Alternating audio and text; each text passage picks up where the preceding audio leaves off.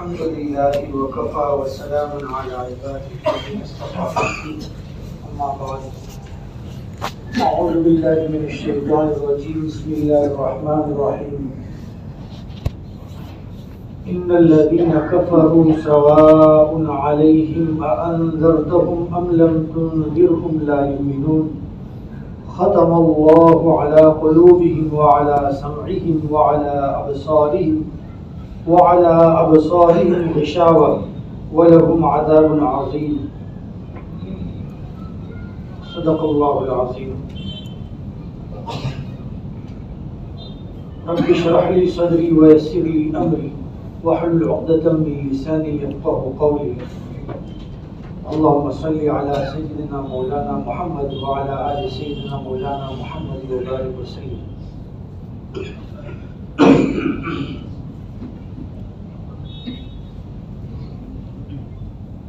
آپ حضرات کے سامنے سورہ بقرہ کی تفسیر چل رہی ہے. گزشتہ ہفتے سورہ بقرہ کی چند آیات جو شروع کی ہے اس کا تذکرہ کیا تھا. اصل میں ایک بات جاننے کی ہے کہ سورہ بقرہ کی جو ابتدائی 20 آیات ہیں اس میں سے 5 آیات مومنین متقین کے بارے میں جو ہدایت قرآن کریم سے حاصل کرنے والے ہیں یا ان کے اندر اس کی صلاحیت ہے, اس کے صفات اللہ پاک نے اس میں 5 آیت کے اندر بیان. پھر اس کے بعد 2 آیتیں ان لوگوں کے بارے میں ہے جو اس قرآنی ہدایت سے فائدہ اٹھا ہی نہیں سکتے. وہ کون لوگ ہیں؟ کافرین اور مشرکین. اور اس کے بعد 13 آیت ہے اللہ پاک نے ایک اور گروہ کی بیان کی ہے, اور یہ کون لوگ ہیں؟ منافقین. یہ گروہ بھی وہ ہے جو اللہ رب العزت کی اس پاکیزہ ہدایت والی کتاب سے فائدہ نہیں اٹھا سکتے. گویا یہ 20 آیات ہے, اس میں سے جو 5 آیات تھی وہ تو گزشتہ ہفتے ہو چکی. آج کی جو تفسیر ہے اس میں اللہ پاک نے اس دوسرے گروہ کا تذکرہ کیا ہے جو ان قرآنی ہدایات سے, جو ہدایت والی کتابیں اس سے فائدہ نہیں اٹھا سکتے. گویا اللہ پاک نے پوری دنیا کی تقسیم 2 طریقے سے کر دی ہے, 2 گروہ میں بانٹ دیا ہے. ہم لوگ تو تقسیم ملک کے اعتبار سے کرتے ہیں, قوم کے اعتبار سے کرتے ہیں, لیکن اللہ پاک کی نظر میں 2 ہی گروہ ہیں, ہدایت یافتہ یا غیر ہدایت یافتہ. ہدایت یافتہ وہی ہے صراط الذین انعمت علیہم, اور غیر ہدایت یافتہ وہ لوگ ہیں جن کے بارے میں اللہ پاک نے پناہ مانگنے کو کہا ہے کہ جن پر اللہ کا غضب ہے اور جن سے اللہ پاک ناراض ہے, ان لوگوں کے راستے سے ہم پناہ مانگتے ہیں. وہ 2 ہی لوگ ہیں اللہ کے پاس, اللہ کی نظر میں, ہدایت والے یا بے ہدایت. یہ اللہ پاک کی تقسیم ہے. ان آیات کا ترجمہ ذرا سمجھ لے تو بات اچھے سے سمجھ میں آئے گی. اللہ پاک ارشاد فرماتے ہیں بے شک وہ لوگ, اوپر سے تو ترجمہ آپ سمجھ رہے ہوں گے کہ وہ ایمان والے کون لوگ ہیں, وہ سب تذکرہ ہو چکا. ان کے بارے میں بتایا تھا کہ وہ لوگ اللہ کی طرف سے ہدایت پر ہے اور وہی کامیاب ہے. اب آگے دوسرا گروہ, بے شک جو لوگ اللہ رب العزت کا انکار کیے یعنی کفر کیے, اے نبی جی آپ ان کو ڈراؤ یا مت ڈراؤ, آپ ان کے سامنے قرآنی ہدایات اور قرآن کی آیات پڑھو یا مت پڑھو, سب برابر ہے ان کے لیے. لا یؤمنون, یہ ایمان نہیں لانے والے. اللہ رب العزت نے ان کے دلوں کے اوپر مہر لگا دی اور ان کے کان کے اوپر مہر لگا دی اور ان کی آنکھوں کے سامنے پردے پڑ گئے ہیں اور دو چیزوں پر تو مہر لگ گئی اور آنکھوں کے سامنے پردے پڑ گئے. وَلَهُمْ عَذَابٌ عَظِيمٌ، اور ان کے لیے بڑا خطرناک قسم کا عذاب. یہ دو آیات کے اندر ان لوگوں کا تذکرہ ہے جو لوگ آپ صلی اللہ علیہ وسلم کی ہدایت پر عمل نہیں کیے. ہمارے حضرت مفتی سعید احمد صاحب پالنپوری رحمہ اللہ نے یہ بات بتائی ہے کہ یہ وہ لوگ ہیں جو اللہ کی نظر میں جن کا کفر ہمیشہ کے لیے اللہ رب العزت کے علم میں کہ یہ کبھی ایمان لانے والے نہیں ہیں. یہ مطلب نہیں ہے کہ جتنے مشرکین یا کافرین ہیں وہ کبھی ایمان نہیں لائیں گے. یہ نہیں دیکھتے ہیں، ہم تو دنیا کے اندر دیکھتے ہیں کئی لوگ ایمان لاتے ہیں الحمدللہ ثم الحمدللہ، تو کئی لوگ ایمان لا رہے ہیں. یہاں مراد وہ لوگ ہیں جو اللہ کے علم میں ان کا کفر لکھا جا چکا ہے. یہ اللہ ہی جانتے ہیں کہ یہ کفر پر مرنے والے ہیں. ان لوگوں کے بارے میں مفتی صاحب فرماتے ہیں کہ یہ کفر کی آخری حد کو چھو چکے ہیں. کفر کی آخری حد کو چھو چکے ہیں. اب وہاں سے لوٹنے کا کوئی راستہ نہیں. ان لوگوں کے بارے میں ہے کہ آپ ان کے سامنے قرآنی تعلیمات اور قرآن کی تلاوت کرو نہ کرو، ان کو سمجھاؤ نہ سمجھاؤ، کوئی فائدہ نہیں ہونے والا ہے. وہ ایمان نہیں لائیں گے. اس کا مطلب کیا ہوا؟ اس کا مطلب یہ ہوا کہ ہم لوگ تو کیا سمجھ لیتے ہیں کہ گویا تبلیغ کی ضرورت نہیں ہے، دعوت دینے کی ضرورت نہیں ہے، سمجھانے کی ضرورت نہیں ہے. یہ مطلب نہیں ہے. حضرت مفتی شفیع صاحب نے بھی اور ہمارے مفتی سعید احمد صاحب نے بھی اور بڑے لوگوں نے بھی یہ بات بتائی ہے کہ یہاں پر کیا بتایا کہ وہ لوگ جنہوں نے کفر کیا ہے ان کے حق میں سمجھاؤ کہ نہ سمجھاؤ برابر ہے، لیکن آپ کے حق میں تو فائدہ ہی فائدہ ہے. آپ کون؟ نبی کریم صلی اللہ علیہ وسلم. کہ آپ کا کام تو تبلیغ کرنا ہے، آپ کا کام تو سمجھانا ہے، آپ کا کام تو دین کی طرف بلانا ہے. اس میں آپ کمی نہ کریں، لیکن آپ یہ سمجھے کہ یہ ایمان لا ہی دیں گے اور آپ اس کی وجہ سے ٹینشن لیں اور آپ اس کی وجہ سے دل برداشتہ ہو کہ یہ ایمان کیوں نہیں لا رہے، تو آپ کو وہ ٹینشن لینے کی ضرورت نہیں ہے، کیونکہ یہ اللہ کے علم میں ان کا معاملہ الگ لکھا جا چکا ہے. لہٰذا یہ ایمان لائیں گے نہیں، لیکن آپ کو آپ کی تبلیغ کے اوپر ثواب ملے گا اور اس کی وجہ سے آپ کے درجات بلند ہوں. اب یہاں ایک بات سمجھنے کی ہے کہ اصل میں بہت زبردست بات ہے یہ. جب پہلے آیت کی مختصر تشریح کر دیتے ہیں تو سمجھ میں آئے گا کہ کفر یہ وہ لوگ ہیں جن لوگوں نے اللہ کا انکار کیا. تو کفر کہتے کس کو ہے؟ کفر کا مطلب سیدھا ہمارے عام انداز میں، سادہ انداز میں، جس چیز کو بھی حضور صلی اللہ علیہ وسلم دنیا میں لے کے آئے ہیں اور یقینی باتیں ہیں وہ،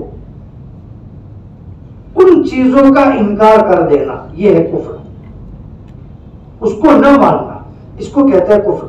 جس کو ہم ایمان مجمل اور مفصل کے اندر، مفصل جو ایمان ہے نا اس میں جو 6-7 چیزیں ہیں، یہ موٹی موٹی چیزیں ہیں.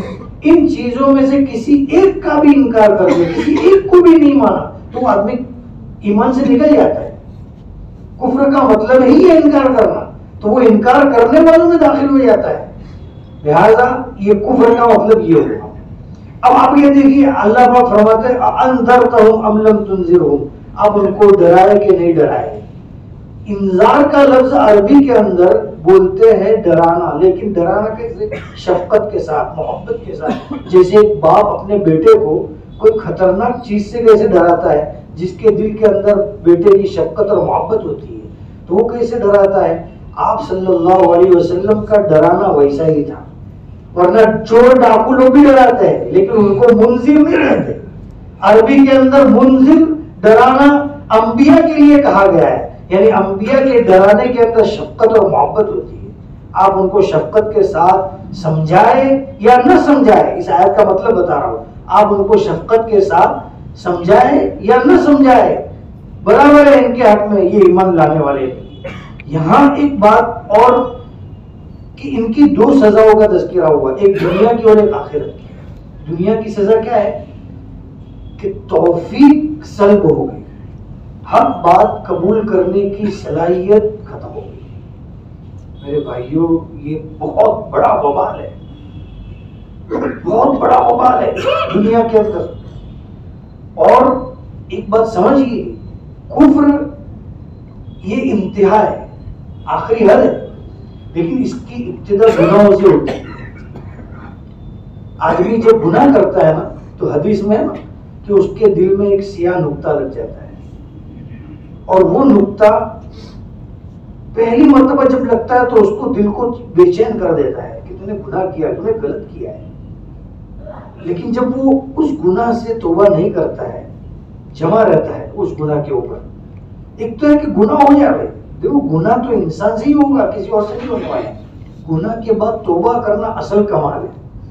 گناہ کیا، گناہ کر کے اس کے اوپر جم گیا، اس کو اچھا سمجھنے لگا، تو دوسرا گناہ، تیسرا گناہ، ایک مقولہ ہے عربی کے اندر، ان من جزاء السیئۃ السیئۃ، برائی کا سب سے پہلا نقصان یہ ہوتا ہے، گناہ کرنے کا سب سے پہلا نقصان یہ ہوتا ہے کہ آدمی دوسرے گناہ میں ملوث ہو جاتا ہے۔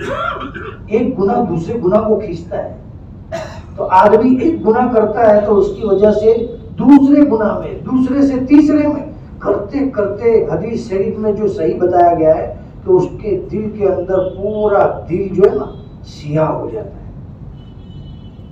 یہ دل کے اندر جو کیفیت ہے نا وہ ختم ہو جاتی ہے، اب قبول کرنے کی صلاحیتیں اس کے اندر سے ختم ہو جاتی ہیں۔ اسی لیے آپ نے دیکھا ہوگا، آپ کو بھی، مجھے بھی، سب کو یہ تجربہ ہے، ایک آدمی جب سیدھے راستے پر ہوتا ہے، اچانک جب بھٹکتا ہے، کہتے ہیں نا کہ ہدایت کے راستے پر سے کوئی آدمی اگر غلط راستے پر چلا جاتا ہے اور اس کو سمجھانا، جب بہک جاتا ہے اس کو سمجھانا بہت مشکل ہو جاتا ہے،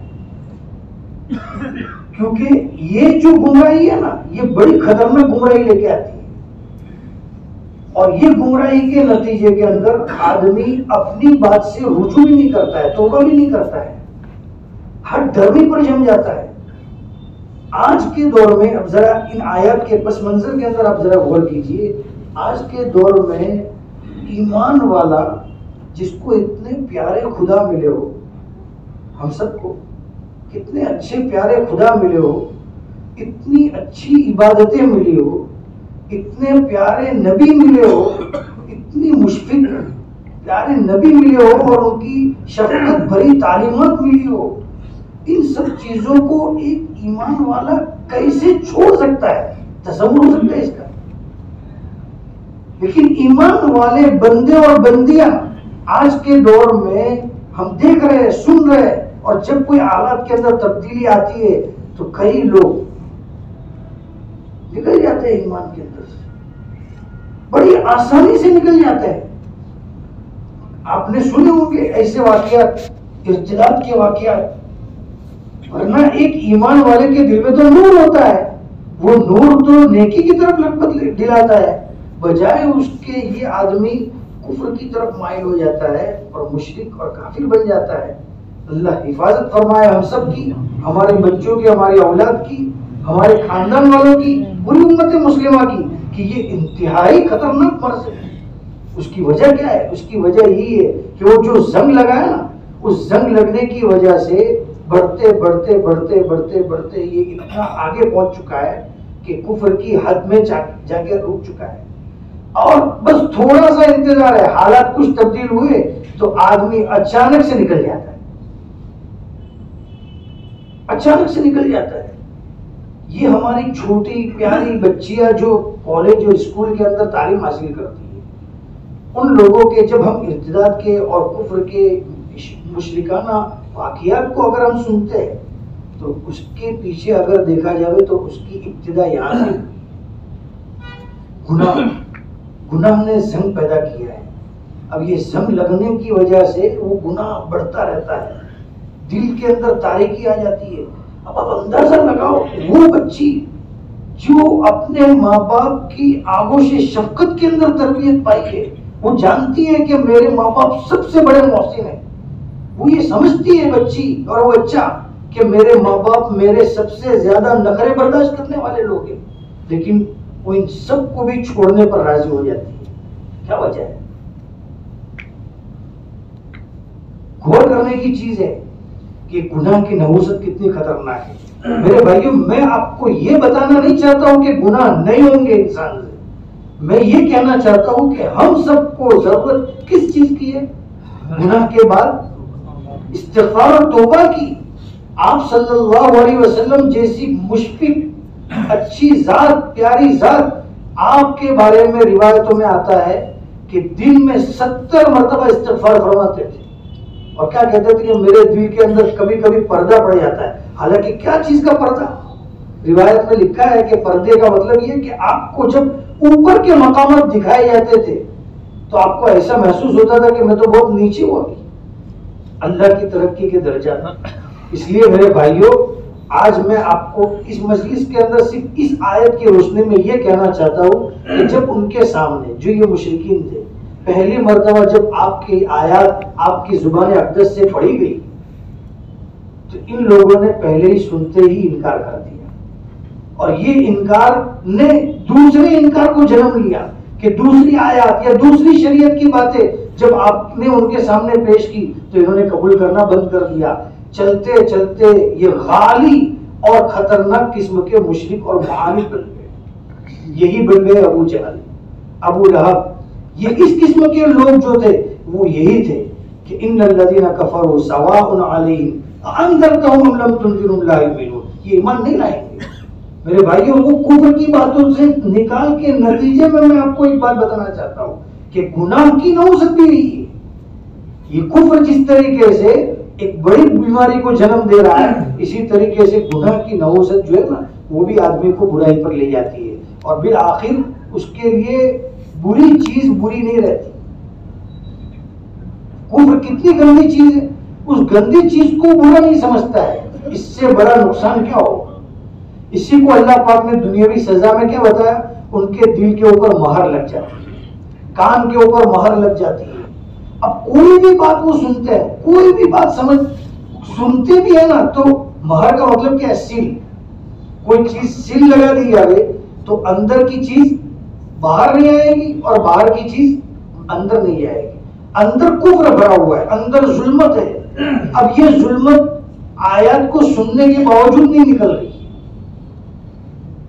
اور آیت ہدایت ہے، اس کے باوجود وہ اندر داخل نہیں ہو رہی.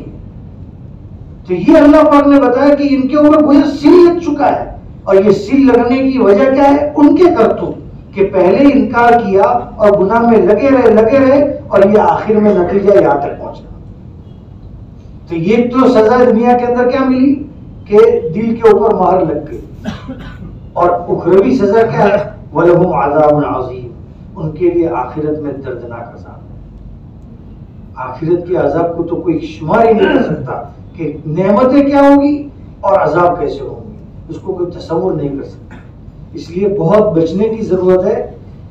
ہم سب کو اس کی ضرورت ہے کہ ہم اس کا احتیاط برتے، ہم گناہوں کو برا سمجھیں. آج کے دور کے اندر سب سے بڑا کمال اگر کوئی آدمی کے اندر ہے تو یہ ہے کہ کم از کم گناہ کو وہ گناہ سمجھے، گناہ کو گناہ سمجھے. یہ سب سے بڑا کمال ہے. ان آیات سے آپ کو ہم کو سمجھ میں آ رہا ہے. اب آگے جو 13 آیات ہے وہ 13 آیات چونکہ ایک ساتھ ہے اس لیے میں ان کو تو آئندہ مجلس کے اندر بھی لوں گا. ابھی اسی بات کو آپ صلی اللہ علیہ وسلم نے ایک حدیث شریف کے اندر عجیب طریقے سے سمجھایا ہے. مثال دیکھیں. امید ہے کہ آج کی اس مجلس کے اندر ہم اس بات کو سمجھیں گے اور اپنے اوپر ایک سبق کو، بہت بڑا سبق نہیں، ایک بہت بڑا سبق ہے لیکن بہت چھوٹا ہے، اور وہ یہ ہے کہ ہم استغفار کو لازم پکڑیں. انشاءاللہ کریں گے انشاءاللہ. ہاں، ہم ہر گناہ سے توبہ کریں اللہ پاک سے. گناہ تو انسان سے ہی ہوں گے تو گناہ سے توبہ کریں. دیکھیے، جب کبھی آدمی گناہ میں جب جاتا ہے نا اس کو ابھی پتہ نہیں چلتا ہے. جب گناہ میں جاتا ہے اور جب کسی نیک لوگوں کی صحبت میں بیٹھتا ہے. ہمارے یہاں ابھی حضرت مولانا قمر الزمان صاحب بڑے ایک شخصیت آئی ہوئی ہے. ایسے لوگ بہت کم، دنیا سے لوگ آ رہے ہیں دور دور سے. ایسے لوگوں کی صحبت کے اندر یا جب ہمارے یہاں گشت کی مجلس لگتی ہے جو اتوار کے دن، تو ایسی مجلسوں کے اندر عصر سے لے کے عشاء تک کا وقت نکال کے جب ہم بیٹھتے ہیں تو ہمارے دل کے اوپر ایک نور آتا ہے. ہم کو احساس نہیں ہوتا ہے لیکن یہ نور پیدا ہوتا ہے، کیونکہ وہ ظلمت اتنی ہے کہ وہ نور کو سمجھنے نہیں دیتی، لیکن وہ نور پیدا ہوتا ہے. وہ نور آہستہ آہستہ جب آدمی اس کے اوپر پابندی کرتا ہے نا تو وہ نور بڑھتا ہے اور نیکی کی طرف آدمی کو لے جاتا ہے. اب وہ میں روایت آپ کو سمجھا رہا ہوں، اس روایت کو آپ سمجھیں. بخاری شریف کی روایت ہے اور اس کی جو تشریح ہے حضرت مفتی سعید احمد صاحب پالنپوری رحمہ اللہ نے بہت زبردست کی ہے، اور ہمارے حضرت مولانا ابراہیم صاحب دیولا دعوت برکاتہم، آپ نے کبھی ان کی مجلسوں کے اندر بیانات کے اندر جب بھی آپ نے سنا ہوگا تو اکثر و بیشتر یہ روایت پڑھتے ہیں. اور آپ نے مولانا ابراہیم صاحب کی مجلسوں کے اندر سنا ہوگا کہ اکثر ہدایت کی مثال پانی سے دیتے ہیں. حضرت پانی یہ روایت کے اندر ہے. روایت ہے عن ابی موسیٰ رضی اللہ عنہ عن النبی صلی اللہ علیہ وسلم قال مثل ما بعثنی اللہ به من الہدی والعلم، وہ چیز جو ہدایت اور علم اللہ پاک نے مجھے دیا ہے اور اس کو لے کے مجھے اللہ پاک نے دنیا میں مبعوث کیا ہے، اس کی مثال کیسی ہے؟ آپ علیہ السلام فرماتے ہیں کمثل الغیث الکثیر، اس کی مثال بہت موسلادھار بارش کی ہے. موسلادھار بارش یعنی جو زمین کے لیے بہترین ہو، ایسی بارش کی طرح ہے. اصاب ارض، اب یہ موسلادھار بارش زمین کو لگی، زمین کے اوپر گری. اب زمین تین قسم کی ہے، زمین تین قسم کی ہے. فکان منہا، ایک زمین کے بارے میں بتایا، فکان منہا نقیۃ، ایک زمین تو ایسی صاف ہے کہ کاشتکار نے اور جو فلاح ہے یعنی جو کھیڑوت ہے اس نے کیا کیا ہے، اس زمین کو ایک دم سے تیار کر کے رکھا ہے ہل جوت کے کہ جیسے ہی بارش آئے گی اور اس کے اندر دانا وانا ڈال کے تیار کر کے رکھا ہے، بارش آتی ہے تو فکانت منہا نقیۃ قبلت الماء، وہ زمین جو ہے نا اس نے پانی کو اخذ کر لیا، جذب کر لیا. سمجھ رہے نا، پانی کو زمین نے کیا کر لیا، جذب کر لیا. اب پانی جب جذب ہوا تو اب کیا ہوگا، اس کا نتیجہ وہ دانا پھوٹے گا اور اس کے اندر سے پیداوار ہوگی. فَأَنبَتَتِ الْكَلَى وَالْعُشْبَ الْكَثِيرُ، اب کیا ہوا کہ اس زمین کے اندر سے گھاس اور جو بھی پیداوار ہے بہت زیادہ گھاسیں بھی نکل گئی، اور جو جانور چرتے نا ایسی گھاسیں بھی اس کے اندر سے نکل گئی. تو آپ نے ایک زمین کی مثال تو یہ تھی کہ جو پانی آسمان سے اترا اس نے اس کو لیا اور اس کے اندر سے اگایا. ایک زمین تو یہ. وَكَانَتْ مِنْهَا أَجَادِبُ، اور ایک زمین ایسی ہے جو بنجر ہے، اس میں کچھ پیداوار تو نہیں ہوتی لیکن ذرا نشیب میں ہے، یعنی تھوڑی نیچے اتر کے. اب وہ اوپر سے جب پانی گرتا ہے تو وہ پانی پورا اس کے اندر جمع ہو جاتا ہے اور تالاب کی شکل بن جاتی ہے، یا نہر تالاب کی یہ چھوٹے اس کی چھوٹے سے تالاب کی شکل بن جاتی ہے. فَكَانَتْ مِنْهَا أَجَادِبُ أَمْسَكَتِ الْمَاءَ، آسمان سے جو پانی گرا ہے اس نے اس پانی کو روک کے رکھا ہے. فَنَفَعَ اللَّهُ بِهَا النَّاسَ، اور اللہ پاک نے اس پانی کے ذریعے لوگوں کو نفع دیا. کیا نفع دیا؟ لوگ آئے پانی پیے، شریبو وسقو، انہوں نے اپنے جانوروں کو بھی پیا ہے، اور کھیتی باڑی کے اندر وہ پانی کو بھیجا، وہاں سے سیراب کیا. دوسری زمین ہو گئی، ایک زمین نے تو پورے پانی کو اخذ کر لیا اور پیداوار کو اگایا. ایک زمین نے پیداوار تو نہیں اگائی لیکن پانی کو جمع کر کے رکھا اور وہ پانی سے لوگوں نے فائدہ اٹھایا. اور ایک تیسری زمین یہ فرمائی وَأَصَابَ مِنْهَا طَائِفَةٌ أُخْرَى، ایک زمین وہ ہے انما ہی قیعان، یہ چٹیل سپاٹ زمین ہے اور وہ بھی نیچے اترتی، جس پر سے پانی گزر جاتا ہے، آتا ہے آسمان سے گرتا ہے لیکن گزر جاتا ہے. نہ گھاس اگاتا ہے، نہ پیداوار اگتی ہے اور نہ پانی جمع کر کے رکھتی ہے.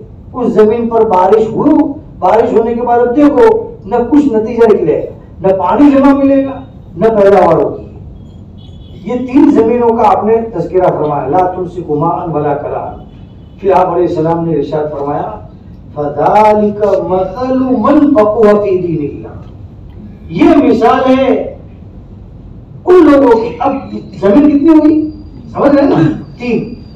پہلی زمین یاد ہے نا، بہت زبردست سمجھنے کی، علماء کے لیے بھی ہمارے لیے بھی، جو دین کے داعی ہیں ان کے لیے بھی ہر اعتبار سے سمجھنے کی ضرورت ہے. زمین 3 ہے. پہلی زمین ہے جس نے گھاس اگائی جو منفعت والی ہے، اور دوسری گھاس جو عام اگتی ہے وہ بھی اگائی، اور دوسری زمین نے پانی کو سمیٹ کے رکھا، اور تیسری زمین نے نہ گھاس اگائی نہ پیداوار اگائی اور نہ پانی کو سمیٹ کے رکھا. آپ علیہ السلام نے اس کے مقابلے میں آپ نے فرمایا یہ مثال ہے اس کی جس نے دین میں تفقہ حاصل کیا، یعنی دین کو سمجھا، دین کو پہلے ایمان لایا، ایمان لا کے دین کے شریعت کے احکام کو سمجھا، اور نفعہ بما بعثنی اللہ، اور جو اللہ پاک نے مجھے دیا تھا اس سے اس کو نفع پہنچایا.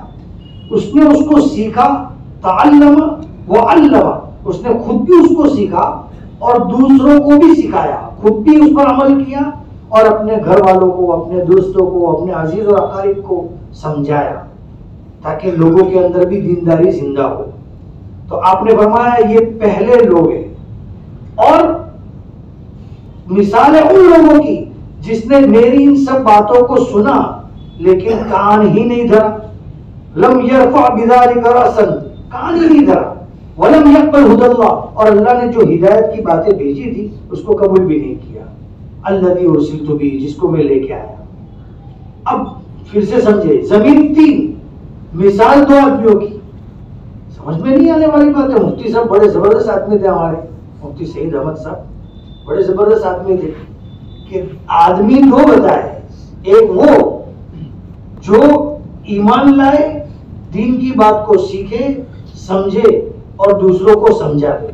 ایک دوسرا وہ جس نے دین کی بات کو سنا لیکن کانوں پر سے گزار دیا، کچھ بھی سنا نہیں، عمل بھی نہیں کیا، ایمان بھی نہیں کیا. تو یہ تو ایمان والا اور غیر ایمان والا 2 آدمیوں کی بات ہوئی. اور زمین آپ نے 3 بتائی ہے.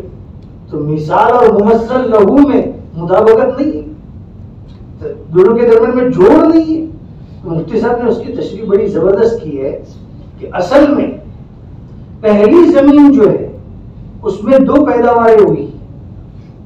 زمین 3، اس میں پہلی زمین کے اندر ایک پیداوار تو وہ ہوئی ہے جو لوگوں کو بھی فائدہ پہنچاتی ہے، اور دوسری وہ پیداوار جو صرف جانوروں کے لیے فائدے کی چیز ہے. تو یہ دونوں پیداوار وہ زمین اگاتی ہے. تو آپ نے فرمایا کہ اس سے مراد کون لوگ ہیں؟ یہ وہی لوگ ہیں جو ایمان لائے، دین کو سیکھے، سکھایا، چاہے وہ علماء کرام ہو، چاہے وہ دین کے داعی ہو، چاہے وہ صلحاء ہو. یہ وہ لوگ ہیں جنہوں نے آپ کی نبوی تعلیمات کو اور قرآنی تعلیمات کو سینے میں لیا اور پھر خود اس پر عمل کیا اور پھر دوسروں کو سکھایا. تو یہ پہلی قسم کے لوگ ہیں.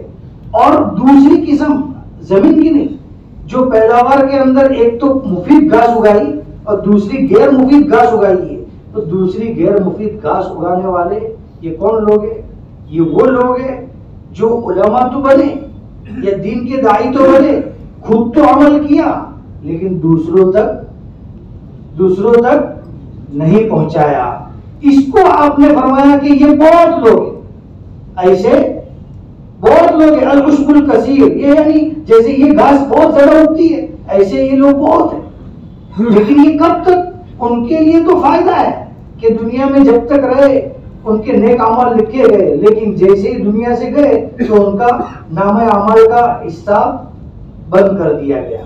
یعنی اب ان کے لیے کوئی نیا نام عمل اور نیکی نہیں لکھی جائے گی. لیکن پہلی قسم کے لوگ وہ لوگ ہیں جو بہت پیور گھاس ہے، اور وہ پیور گھاس بہت کم ہوتی ہے. تو ان کے بارے میں آپ علیہ السلام نے فرمایا کہ یہ لوگ وہ ہے. یہ کون لوگ ہیں؟ مفتی صاحب فرماتے ہیں، مفتی سعید صاحب، کہ یہ وہ لوگ ہیں جنہوں نے علم سیکھا، سکھایا، کتابیں لکھی، اور بعد میں ان کے مرنے کے بعد بھی لوگ ان کی کتابوں سے، ان کے تلامذہ سے فائدہ اٹھاتے. یہ وہ لوگ ہیں. تو پہلی قسم تو سمجھ میں آ گئی کہ زمین کی پہلی قسم میں 2 قسم کے لوگ ہو گئے. ایک تو علماء جو مرنے کے بعد بھی ان کا نفع جاری ہے، اور ایک وہ علماء اور دعات جو اپنی زندگی تک رہے، نیک اعمال تو کیے، فکر ہی نہیں کی دوسروں کی، تو ان کو مرنے کے بعد ان کا کچھ بھی فائدہ نہیں۔ اور دوسری قسم کی زمین وہ ہے جنہوں نے پیداوار تو اگائی نہیں لیکن پانی کو سمیٹ کے رکھا۔ اس کی مثال آپ علیہ السلام نے نہیں دی کہ یہ کون لوگ ہیں۔ مفتی صاحب نے عجیب بات فرمائی کہ یہ وہ طبقہ تھا جو حضور کے زمانے میں تھا ہی نہیں۔ یہ کون لوگ تھے؟ یہ وہ لوگ تھے جو ایمان کو سیکھے، ایمان لائے، آپ کی تعلیمات کو جانا بھی، یعنی سنا، سیکھا، لیکن عمل نہیں کیا۔ یہ طبقہ حضور کے زمانے میں تھا ہی صلی اللہ علیہ وسلم، اس لیے آپ علیہ السلام نے ان کے بارے میں نام لے کے بتایا ہی۔ بس دو ہی طبقے تھے، یا تو کامل الایمان جو خود بھی فائدہ عمل کر رہے، دوسروں کو تبلیغ دعوت دے رہے، اور یا وہ لوگ جو سیدھے سے بات کو سنے۔ دوسرا طبقہ جو درمیان کا تھا وہ تھا ہی جو بھی ایمان لایا عمل کے اوپر، اس لیے آپ علیہ السلام نے ان کا نام ہی نہیں لیا۔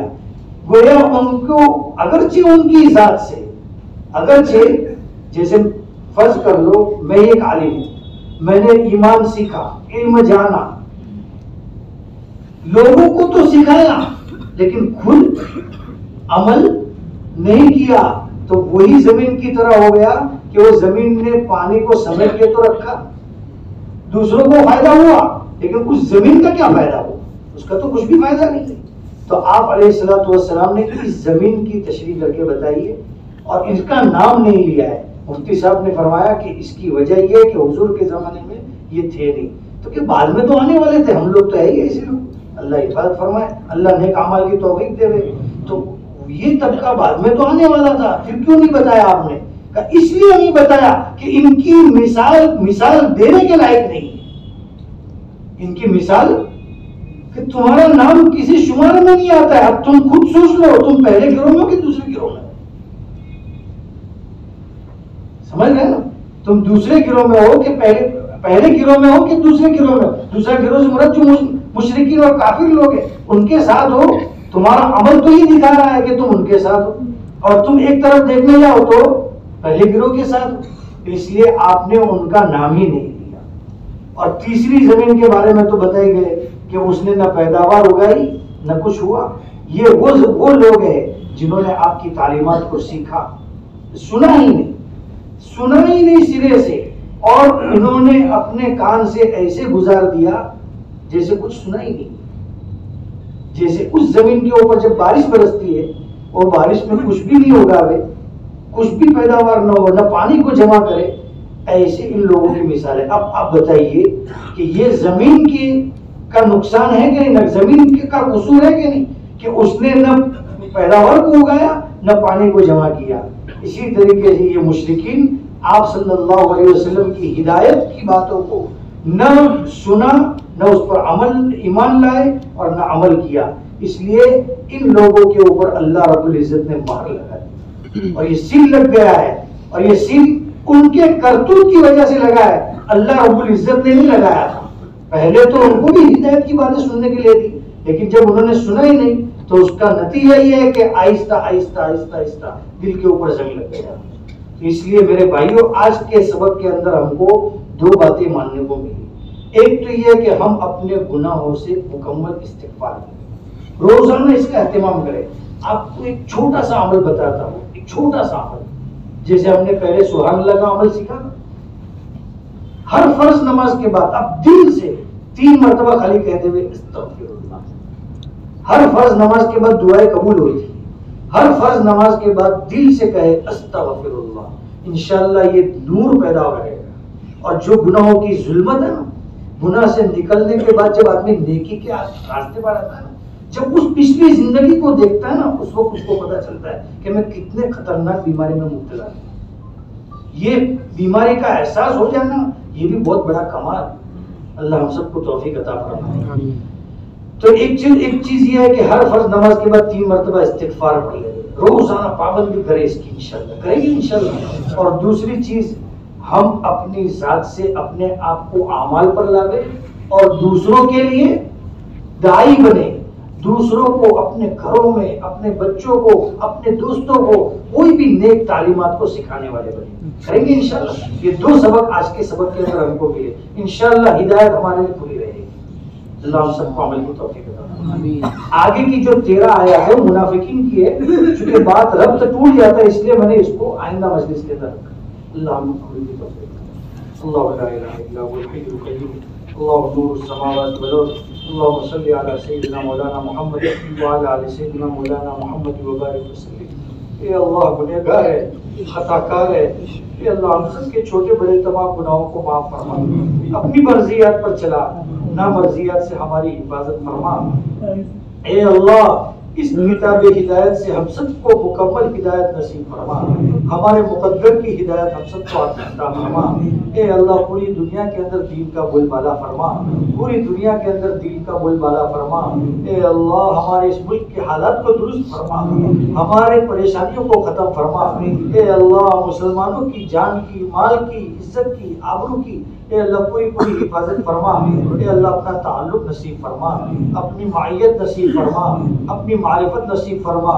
اے اللہ جب تک دنیا کے اندر باقی رکھے، اپنی مرضیات پر چلتے اور چلاتے ہوئے اور حضور صلی اللہ علیہ وسلم کی سنت کی اتباع اور دعوت دیتے ہوئے اے اللہ زندگی گزارنے کی توفیق عطا فرما۔